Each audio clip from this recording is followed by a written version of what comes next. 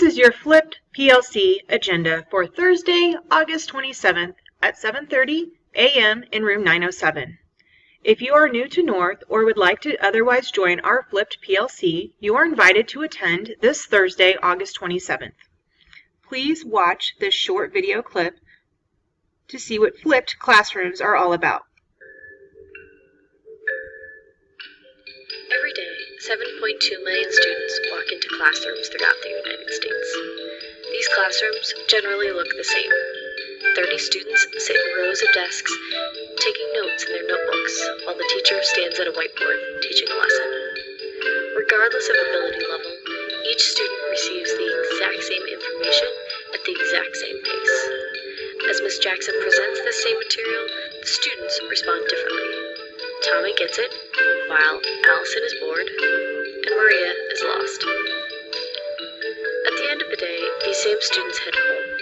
While at home, they sit at the kitchen table doing their homework and trying to remember what Ms. Jackson said. Students like Tommy make it most of the way through the homework, while others, like Allison, find it easy and fly through it. At the same time, students like Maria get frustrated and need some extra help. Ms. Jackson recognizes that students have different needs and would love to work individually with each student, but this requires time and resources that her school does not have. One solution to this problem is the flipped classroom. Here's what it looks like. While at home, students sit in their rooms watching videos of the lesson that Ms. Jackson assigned. Tommy is still able to work at his normal pace. Allison is no longer bored because now she can use this new technology to fast forward through the easy material. And Maria is no longer frustrated because she can review the material that she didn't understand by pausing and rewinding. When she really gets stuck, she can get help from her classmates. New technology platforms like Moodle and Edmodo make it easy for her to chat online with her classmates.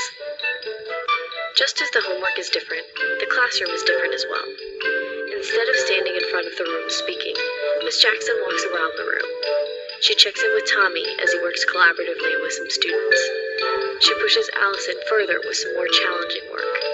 And she helps Maria with the pieces that she still doesn't quite get. In the traditional model, the teacher stands between the students and the knowledge. But with the flipped classroom model, the students have direct access to the knowledge, and the teacher serves as a coach, mentor, and guide, helping the students access this knowledge. The flipped classroom leverages technology in a way that lets both Ms. Jackson and the students make the most of their time and efforts.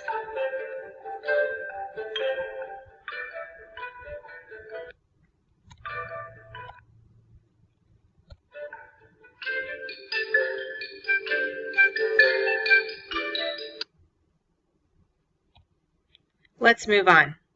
That was just flipped classrooms in a nutshell. In case you were interested, that is much of what we did last year.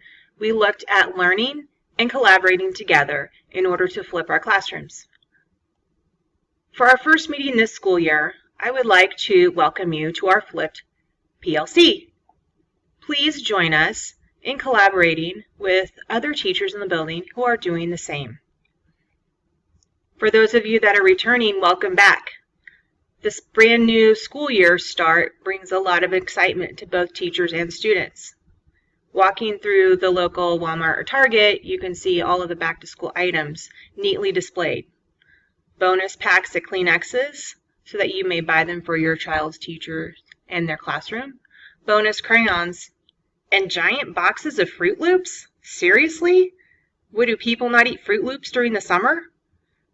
I have no idea what that's all about. However, this summer, speaking of which, our group completed a book study in which participants met a few times and we discussed and read Flip Your Classroom book by Jonathan Bergman and Aaron Sams.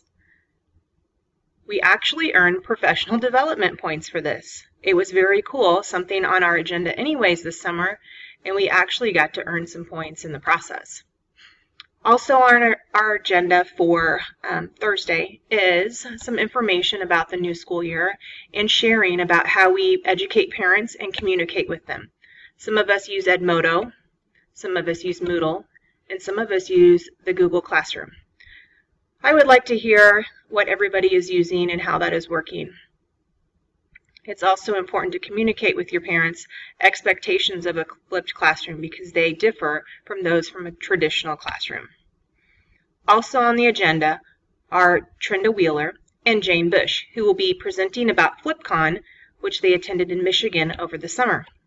Here's a great picture of them with one of the flipped gurus, one of the authors of the book that we studied over the summer. This is John Bergman, and they had the pleasure of meeting him and listening to a lot of different presenters also on the flipped classroom.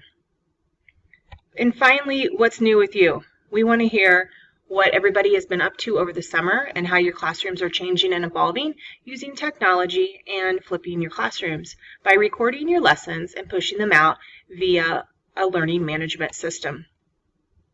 Our next meeting after this Thursday will be September 24th, when we will have Diane Daugherty, who is a district Japanese teacher who also teaches out of North, and she will be sharing with us her flipped classroom in which she has implemented kind of a higher mastery learning flipped classroom and how that works for her and how she's able to individualize for all of her students.